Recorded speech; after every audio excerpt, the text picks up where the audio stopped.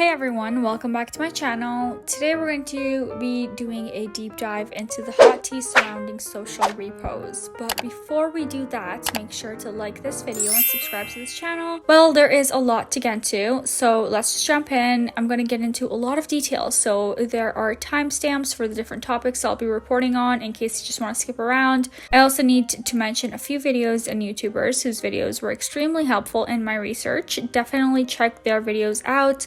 Links and sources will be in the description box below. So Richard McLean Gies, I believe is how you pronounced it, is known professionally as Social Repose or Richie, is an American singer, songwriter, and YouTube personality who started his channel in 2011, posting original music, vlogs, sketches, reactions, and covers. Social Repose, and this is my first video log or vlog. His channel currently has over 1 million subscribers, but after a quick success in the beginning of his career, that number has greatly fluctuated and his view counts are not representative of his subscriber count. I looked him up on Urban Dictionary for the best background info, and here are a few funny posts. This one says he was part of a scandal with Jaclyn Hill, which is a little funny. And I like this one that says his hobbies include dressing up like a bird, not brushing his teeth, and everyone in sight in a desperate attempt to prove that he isn't gay. You know, I don't quite swing that way, but if I did, I feel like I would, because he's a very pretty individual. I do agree with putting problematic in my description, because I have definitely picked a lot of fights with people in my entire YouTube career. Now, Richie is aware that drama channels are hating on him, and he tweeted that we are helping him to get views, saying, and the little drama channel wave of content has begun, so similar to politics, distorting narratives, and it's all monetized. Thanks for the views, I guess. So, in social response to that, I suggest not watching any of his videos and only watching videos on drama channels and videos of the people that he hurt. Also, I'm not here to hate on him, nor do I plan on distorting information. No, I am here to simply state his actions. If that causes people to hate him or be upset with him, might I suggest he consider changing his actions maybe? I don't know. Although he hates commentary channels and wants to either silence them or sway them to be on his side, his first big break came in 2015 after YouTuber Leafy Is Here did a video reacting to some of his content, mostly saying, what the fuck is this weirdo doing? But like in a polite way, I guess. But probably not, because it was Leafy Is Here. Social Repose is a YouTuber that makes vlogs, music videos, and dresses like a bird. And I have no issue with this guy's content whatsoever. I think that some of his vlogs aren't even that bad. So I really hope that seriously, what the fuck is this? Oh my god, what the f? What is he fucking wearing? What is this choice of outfit? Full body armor with a combat claw with f***ing wings? F***ing wings, seriously, what the f? Wait, this isn't a random outfit? He actually wears this every single day? So you're telling me that he walks around day-to-day life looking like a straight-up combat bird? In the few videos following Leafy's video, which quickly racked up 2 million views, Social Repose made a video social reacting to Leafy's video, which resulted in his first huge spike in views, subs, and positive comments on his videos. Well, sort of positive. He was very flattered because he reads what he wants to, basically, not what people write. People were mostly commenting not that he was great, but that his music, quote, actually isn't that bad. So this guy is a bit out there, but what is the big deal? First controversy was in 2014 when he started wearing a headdress. That was 7 years ago, right? So you might assume that he learned from the criticism and stopped wearing it, but nope, he still wears it. He has continued to wear the headdress and ignore the complaints because, well, he didn't agree, so he didn't care. Dude, it doesn't matter if you understand or agree. People are telling you they're offended and that your actions come across as racist. So instead of 3 videos defending yourself, I don't know, maybe stop? He even went so far as to have a headdress custom made, and he said he put a lot up for it. But if you're going to have something custom made, design something different. What? I don't understand his thought process here. I read a lot of comments regarding the headdress, and a lot of people have had comments explaining that him wearing it as an individual isn't where it ends. One of his most recent videos is asking if he should retire the headdress because he's tired of people being mad at him. Man, you've gotten hate about this for like 7 years. I don't think you need to make a video asking if you should retire the headdress. You know the right thing to do. This was the 3rd video he's made trying to justify why it's okay to wear it. This concept of not learning from his mistakes will be a running theme, by the way. A lot of people said it was racist, but I call it art. Fight me. Someone named Joanne posted a long comment trying to explain, saying social repose is not giving back to the culture he is borrowing from. He is not respecting the history behind the images he wears and sells. He uses the images in a stereotypical way, which is damaging and disrespectful to Native groups. The war paint, dream catchers, and cheesy purple headdress perpetuates the stereotype that Native scholars and activists have been working to reduce for decades.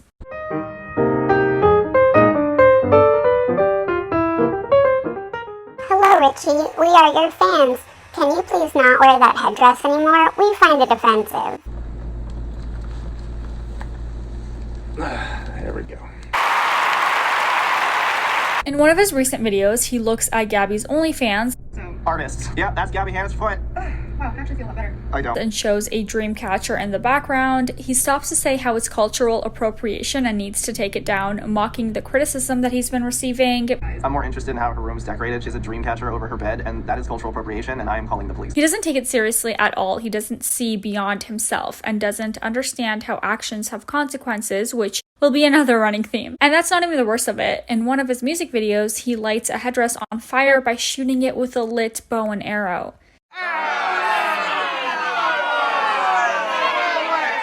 Side note, he also started wearing wings around this time. He hated people calling him daddy, but I honestly kind of doubt it, but supposedly he hated it, so he started going by Mother Moth. Next up is a story about Jerica Bolin. Jerica was a fan who had been fighting spinal muscular atrophy type 2. She was constantly in pain and was never going to stop having surgeries, and she made the decision to stop treatment. However, she was going to have one last summer of fun, which included a prom-themed celebration in her honor. She wrote on Facebook that it was her dream for Social Repose and a few other alternative celebrities to video chat with her at the prom. Social Repose did one better and flew out to see her in person. He said, "I thought, let's just go all the way. I might as well make her day." At the moment, he got a lot of love for this, and it seems really kind, and I hope it made her very happy. But once we see more from Richie, it's unfortunately pretty easy to see that it was never about making Jerica's day. Like, everything was about him. The first relationship that we saw play out was with an Instagram personality named Ayalla Rinan. He did a cute little video doing a relationship proposal, asking her to be his girlfriend, and she was so excited. Will you be Richie's girlfriend? Third time's the charm. And if you say no, he'll probably kill himself. Then about 5 to 6 months later, her appearances became more and more scarce, leading to suspicions of a breakup. I'm just going to fast forward a little bit here because this information didn't come right away, but I want to include it while talking about Ayalla for clarity's sake. Ayalla stayed very quiet for a long time because she was scared, and also Richie threatened to destroy her. He sent me these long, awful messages about how he was going to make me look so shitty on the internet, and he was going to tear me down, and he had the following to do it, and I wasn't going to stand a chance because nobody gave a shit about me because he could make you look bad and they would listen to him, and I had no feet to stand on.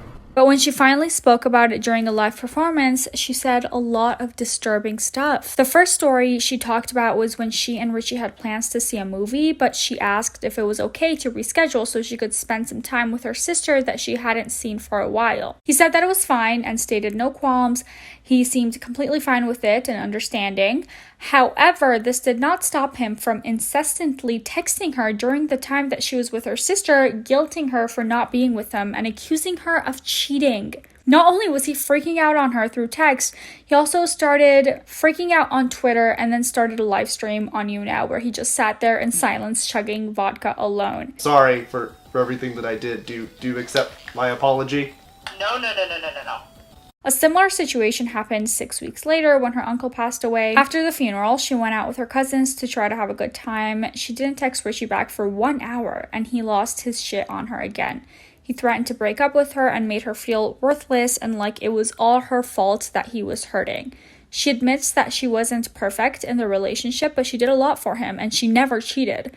social recluse, never wanted to leave his house, so she drove 1 hour and 20 minutes to his house 4 to 5 times a week. After they broke up, she still worked for him for free and helped him move because that's how good he is at emotional manipulation. They broke up and got back together multiple times, with the most recent time that they got back together before splitting for good. He told her not to tell anyone that they got back together, and he also didn't mention it online either. Later, she found out that he had set his privacy settings on Facebook to hide his status posts from her because he was posting looking for women to hang out with. During one breakup, she went over to his house to get her stuff.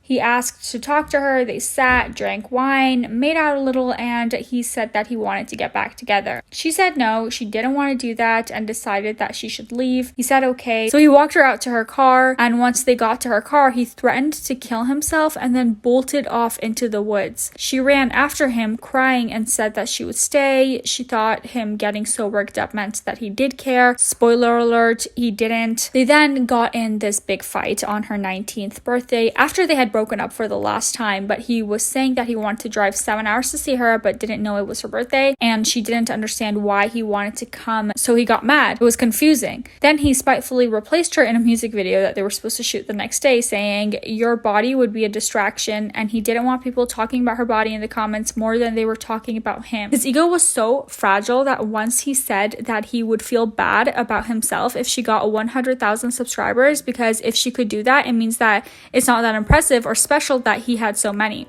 She said that he would purposely make her cry because he said it was the only way that he knew she cared about him. Probably because he can't read emotions since he doesn't have any, but knows crying equals hurt, which means care. I guess this is not a supportive partner.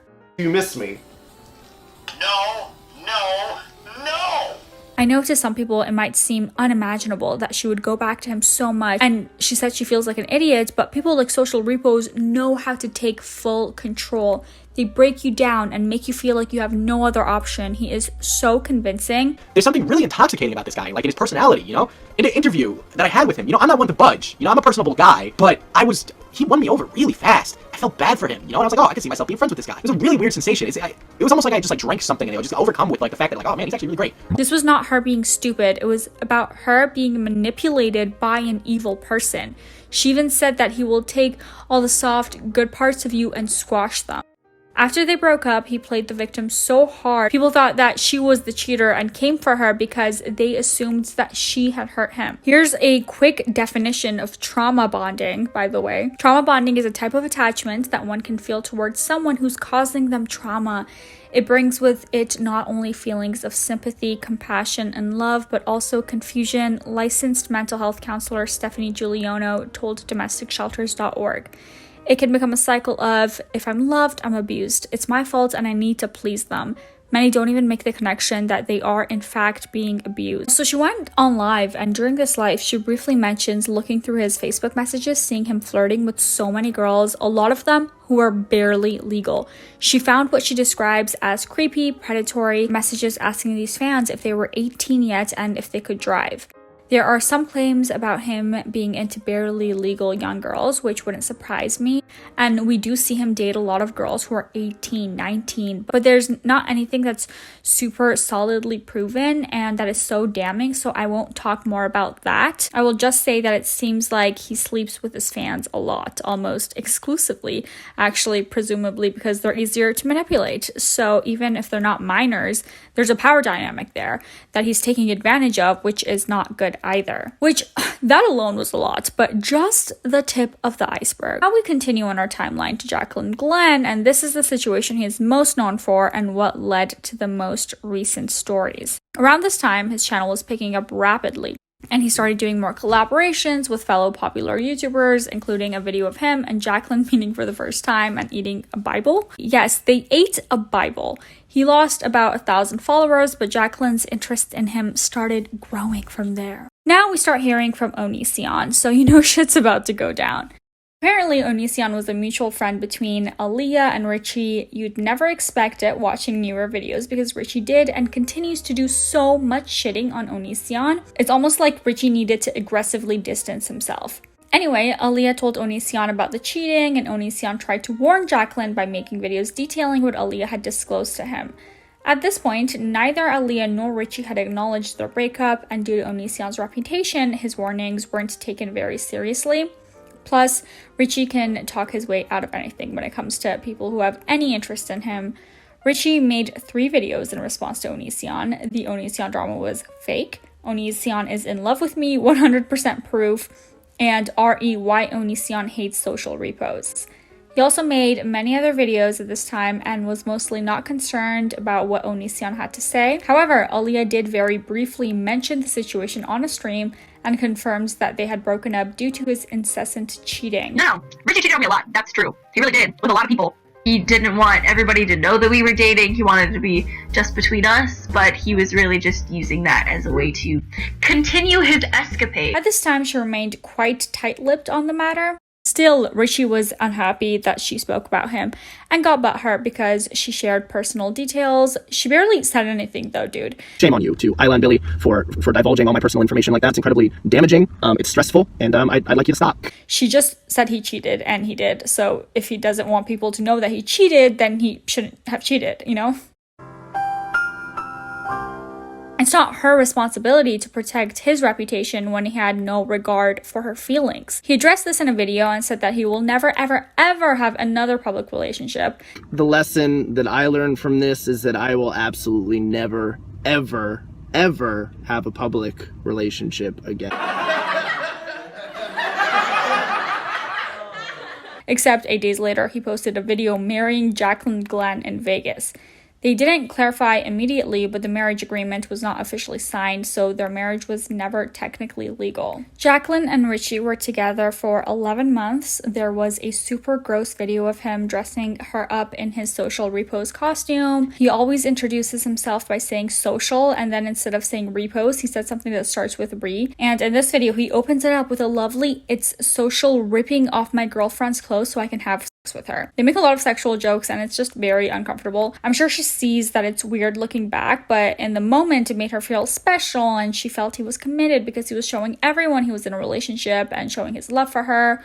Well, maybe his lust. Like Ayalla and another girl we will mention later named Roy, Jacqueline also went on tour with him to work for free. One day during his European tour, she was feeling suspicious and didn't expect anything big, but she started reading messages on his phone, which she doesn't regret, and she shouldn't. Most of the time, you'll never catch me excusing someone reading personal messages that belong to someone else, but it's a definite exception here, and I'm glad she didn't waste any more of her time with him. I wish she snooped sooner. But with that, before I continue describing the shit show that follows, I want to say, while it's impossible not to discuss his history without mentioning the relationship with Jacqueline Glenn, I will not be including any clips from Jacqueline's videos, and I don't want to show her face. I will continue summarizing, but she does not want to be associated with him, and even though she always will be at this point, I can at least do my part to not add to that by tagging her in this video or showing clips of her. And I encourage you guys all to go watch some of Jacqueline's videos if you want to see and hear more of her story. I recommend watching her breakup announcement and the video addressing him most recently because it shows an empathetic, strong person capable of growth and maturity,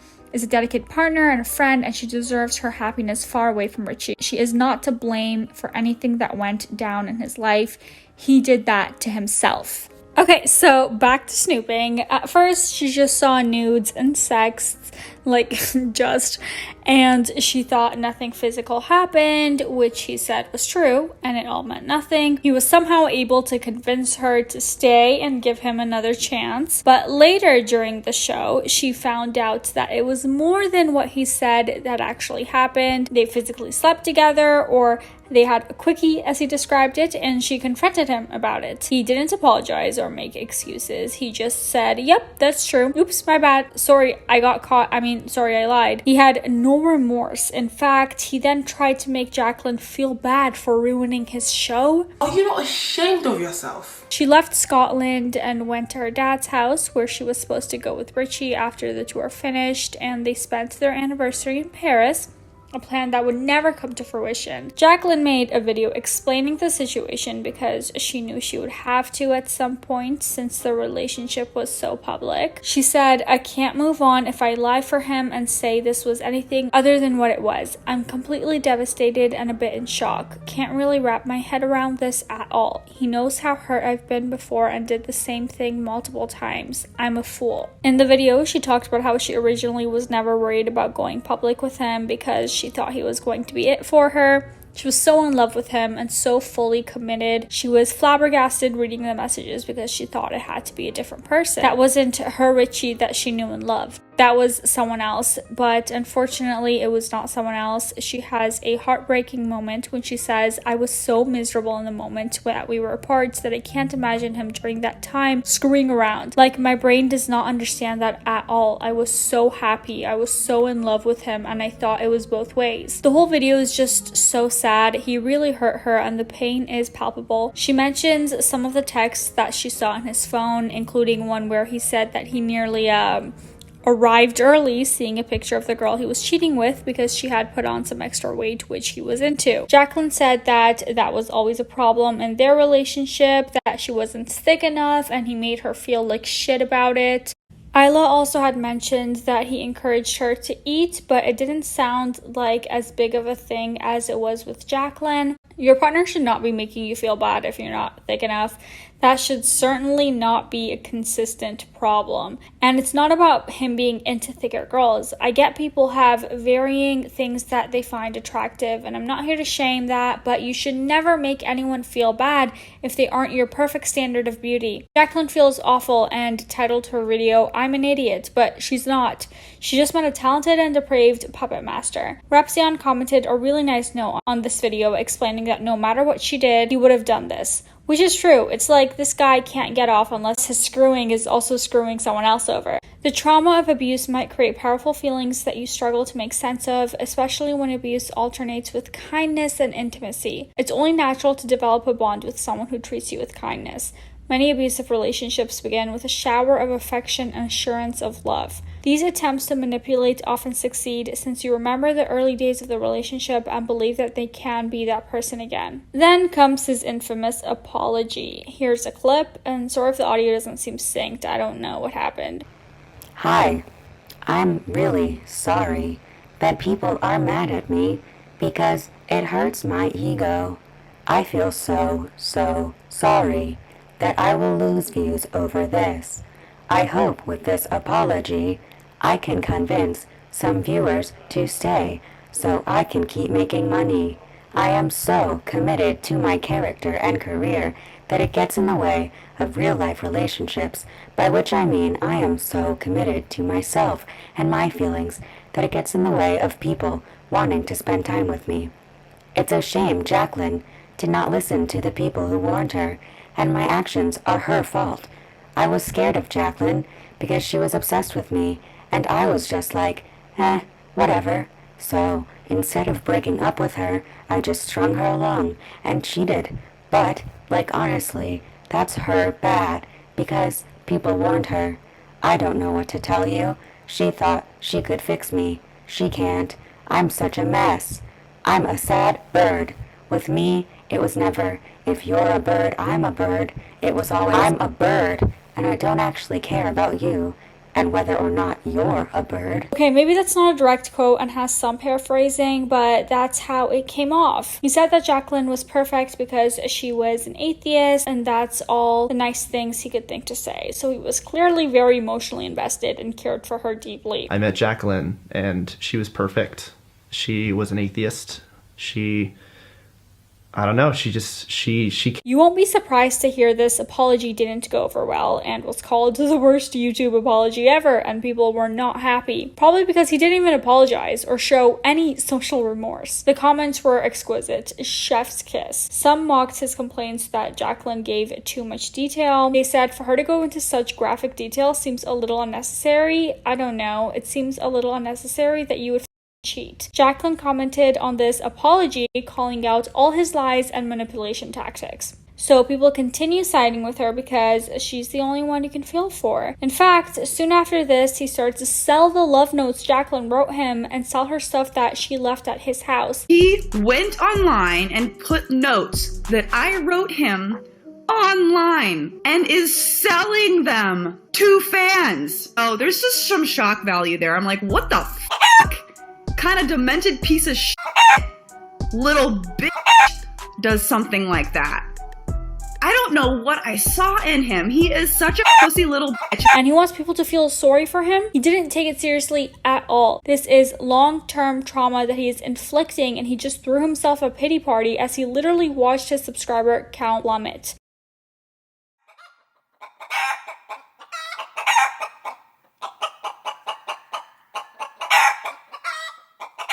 Someone posted, he looks sadder in this video than the one where he apologized to Jacqueline. Another one says, cares more about subs than someone's broken heart. Richie has posted a few videos where he creepily talks to the camera about being a manipulative boyfriend. He made one before they were dating and also one after. They're called Dear Future Girlfriend, and I think he wants it to be artsy and angsty, but it just seems like an admission of guilt for being an emotional abuser. They'll tell you all about me, but you know better. Dear future girlfriend, you can trust me. Your friends will try and stop you, but they aren't your friends. I'm the only friend you'll need. I'll give you everything for the smallest, most insignificant price. You. But you've got a lot of bad habits. That's okay. I'll fix you. I'll make you ideal. You'll let me take any passion and strength in you and convert it to fear, because love is fear. I'll condition you to be mine. I'll be your next wound. The comments also agree. Loads of people comment on how eerie these videos are once you realize that it's all true, not purely some artsy video. Jacqueline's response video to the one after they broke up was called Dear Future Asshole. Get him, girl. Someone said, this is eerie when you realize it's not a poem, but a confession. A disgusting moment when this turned out to be more true than you thought. It freaks me out how accurate this is. Jacqueline should have realized he was being serious with this one. One commentator says, he may look like a narcissist, sound like a narcissist, but don't be fooled, ladies and gentlemen. He is a narcissist. Richie is commonly called a narcissist and a sociopath. All-star comment appreciation break. I heard Gabby Hanna is single. You can sing in misery together. This is what we could get if Onision took an English class and checked his spelling. Still emo and self-centered, trying to be so deep. Me, Mom, I want to watch Onision be weird and creepy. Mom, we have Onision at home. This is Onision at home. I've been bad. I've been really bad. People like Richie are never angry or sad because of what he did to Jacqueline. He's angry because he was caught and is dealing with the repercussions. Someone said, I didn't know I was watching Onision this whole time. Or top 10 most satisfying anime deaths. If a fedora were a human being, it would be this guy. There are some good comments roasting him, I gotta say. He gets a lot of comments suggesting he date Gabby because they're both bullies who can't let things go and they can be problematic together. Okay, I did want to briefly mention something that most other videos about Richie do not include, just to clarify a few things so no one gets curious. There was a time that Richie was involved in a situation that is not gossip, it's not tea or drama, it's genuine tragedy. I don't want to share the girl's name who's part of this story, it's out there, but I don't want to share it in this video. In fact, I want to do my best to say as little about her as possible out of respect. Richie made the very wise decision to tweet out an image of his house via Google Earth, saying he was showing how isolated the house is. He then tweeted that if anyone found his house and showed up, he would reward them with a glass of milk. He says this was obviously a joke, but you can't tweet out a challenge, even if it's a fake challenge, with that wide a net and not expect someone to follow through. People he doesn't know are going to see this, and I don't understand how it wouldn't occur to him that someone might actually do it. So at some point soon after, a fan tracked down his house and showed up on his doorstep wearing his merch. He did not give her milk or invite her in. He said she acknowledged that she knew it was a joke, but she thought that he would appreciate a fan showing up since he has kind of like a dark sense of humor. He said he was very nice to her and talked with her outside for like 45 minutes. She asked to be invited in and he said no because stranger danger. After she left, he made a video telling people to not come to this house.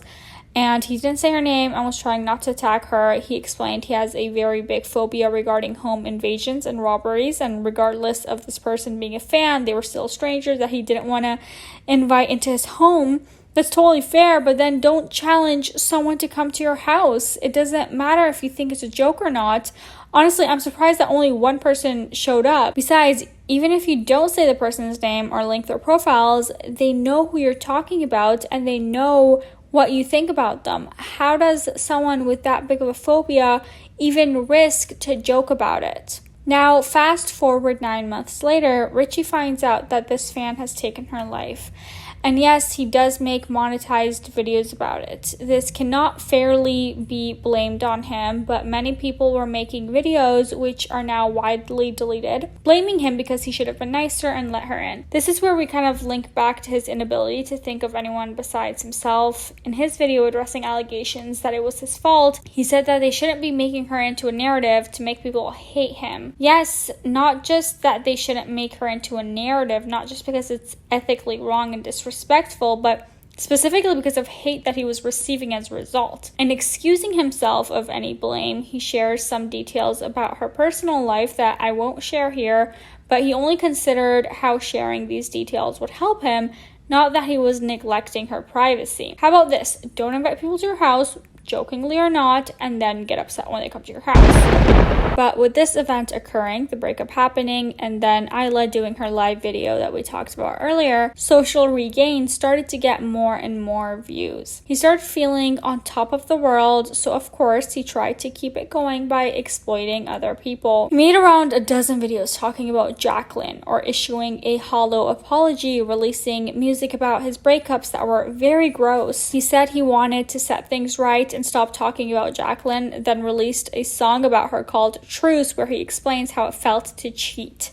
He made it seem like it was an accident, but an accident that would repeat and get easier to do each time. But then he got kicked out of the house that he lived in, and he was a sad, lonely bird again. Jacqueline released videos in response to his videos, including the most popular, I made a song out of my ex-boyfriend's cheating text messages. Was in response to him making a song with Jacqueline's tweets. Homegirl did not hold back, and he was majorly exposed. Everyone is to be held accountable for their own actions, and she made the final choice to post, but if he hadn't pushed her, she probably would never have told people this stuff. He brought it on himself again because he needs to win battles he's playing even when no one else wants to play. He recognizes that she had to paraphrase, but then is like, I didn't even say that. But if you recognize that she paraphrased, then you must have said something with the exact same context but different wording, so that doesn't help you to deny saying it. And this is when the hashtag #OneMoreBootyPic takes off, and he is flooded with comments with the hashtag, so he makes his own song about it, trying to reclaim his power, but it just does not work. Then he tries to become a critiquing channel, but gets called out for critiquing people on superficial things while coming off as a jerk, and also for critiquing Jacqueline's friend Jesse Page as his first critique video. Very transparent move there. He also critiqued Shane Dawson and Frank the Crank. After realizing that he can't get views without talking about Jacqueline, he releases several apologies that no one sees as legitimate, and the commentators all accuse him of only apologizing so that he can sell tickets and get views. He took a short break from the internet and came back, putting a lot of effort into his videos. He got a cat, Scorn, to try to help his mental health, and he had lots of drone footage that I wouldn't say was necessary, but did add to production quality. Also, I will be using as many clips of Scorn as I can, because regardless of who his dad is, Scorn is a cute little boy. About a year ago, we heard from Roy, the most recent victim, at least the most recent that we have heard of. FPS Diesel reports that he spoke to other people about their bad experiences with him between Jacqueline and Roy, but he was asked to keep these stories confidential. Maybe they'll come to light soon, but I hope whoever has been hurt by this guy is healing. Pretty much all the info in this section either comes directly from Roy's video on her channel or from the videos by FPS Diesel, who put a lot of research, and he interviewed both Roy and Richie. Definitely stop by his channel. He also has a story about someone who claims his wife divorced him for social repose. Like, what's with this guy? I don't see the attraction there. Roy's relationship with Richie started with this text, which gave us some insight to what he says to get women. He says, "You're always welcome here for a hollow hookup," or whatever folks do, which was understandably confusing to Roy. So he says, "If you want to come to Vegas and put our boy and girl parts together, you're welcome to." Ew, what? That worked? How did that work? How is he so manipulative that "let's put our boy and girl parts together" actually worked? I guess we shouldn't be terribly surprised by now, considering other messages that we've seen. But at this point, we know how the story goes. He dates her, cheats on her, manipulates her, then blames her. These screenshots are from Roy's or FPS Diesel's videos. They have a few more, but I'll give you the context. Basically, they tried to be in an open relationship, but it wasn't working, and Roy asked to be exclusive. Richie said, "If you don't want me with anyone, I won't be. I don't have sexual freedom, and that's okay. I'll only have you for the foreseeable future, and I'm okay with that. We can talk about it and set boundaries once she leaves, but I agree. This was rushed. Kind of feel like I'm dropping the ball here. Just don't worry." At this point, the she he was referring was the one girl who was off limits regardless of their open relationship, which he also said he was fine with because he didn't want her drama. He sent these messages because he was terrified that she was going to figure out that he was still talking to her, and then deflected by complaining about being sad. Roy says, "I do think for the time being, beyond this current events, that we should focus on just us for a little while at least. Tour and beyond brings a lot of possibilities, but we need to be confident in us first before anything beyond us is worth exploring." To which he replies, "Yeah, I get you and I agree." Great. So tell me why this guy comes back out of the blue and says, "I saw her yesterday and the sexual aspect of a relationship is bullshit. Sorry, I lied. I signed up to date you with the big disclaimer of an open relationship. Since I wasn't sleeping with you enough, you took the liberty to close it yourself.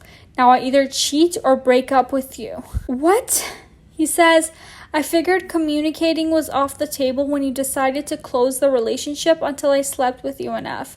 Yeah, I probably should have broken up with you. Should have done a lot of things. We've just gotten off tour and I honestly feel really bad about your situation." He feels bad about her situation, so out of pity, he drags her along and lies to her, only making her life harder. This is him just distancing himself and making it seem like he never cared about her, because why just stab someone with a knife when you can twist it?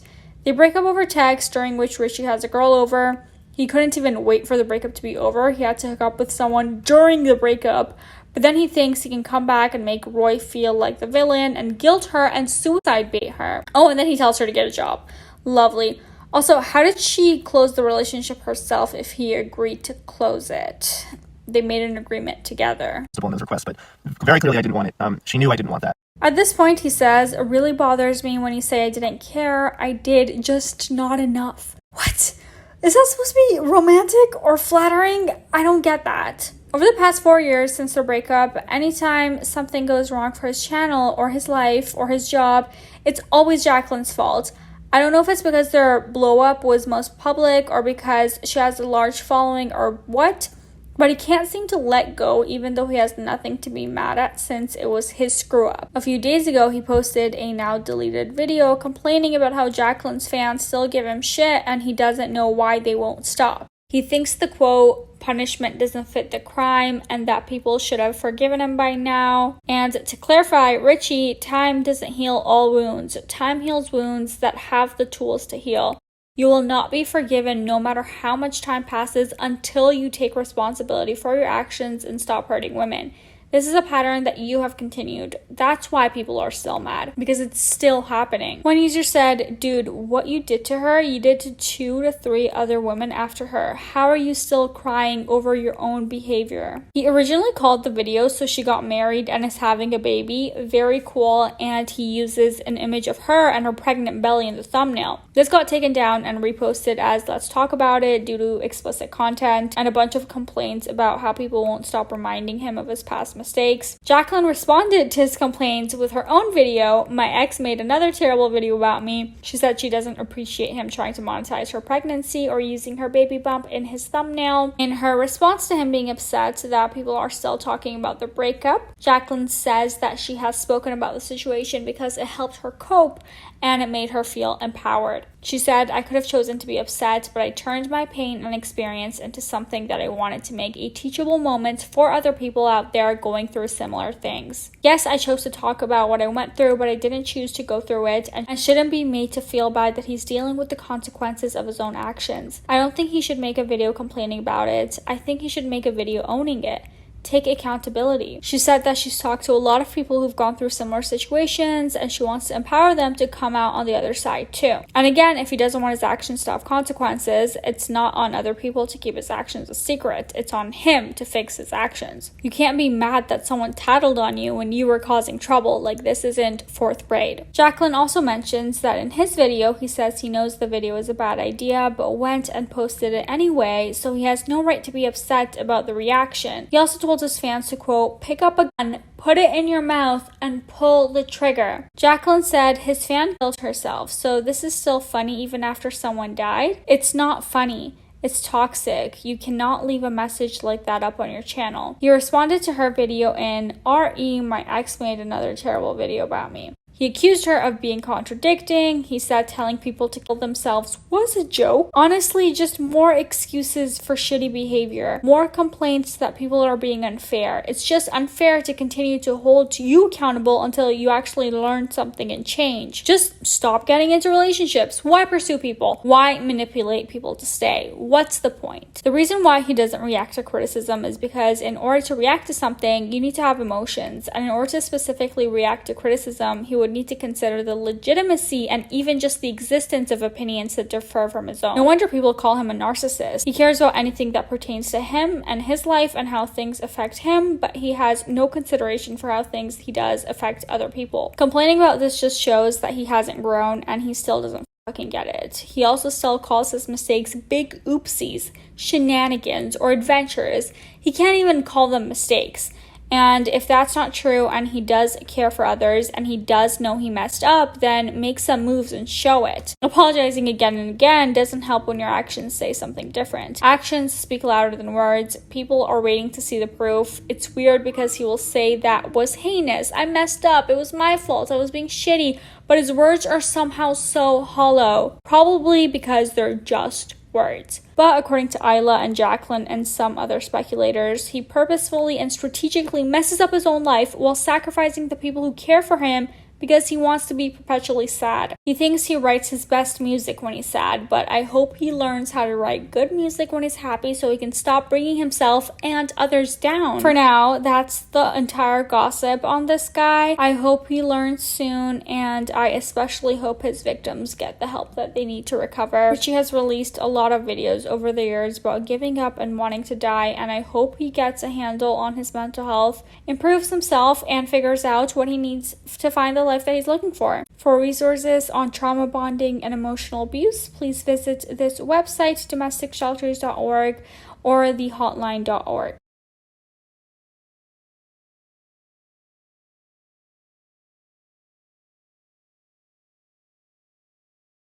Thank you guys again for watching. Don't forget to subscribe to this channel. I make new videos every single day, and I'll see you guys tomorrow.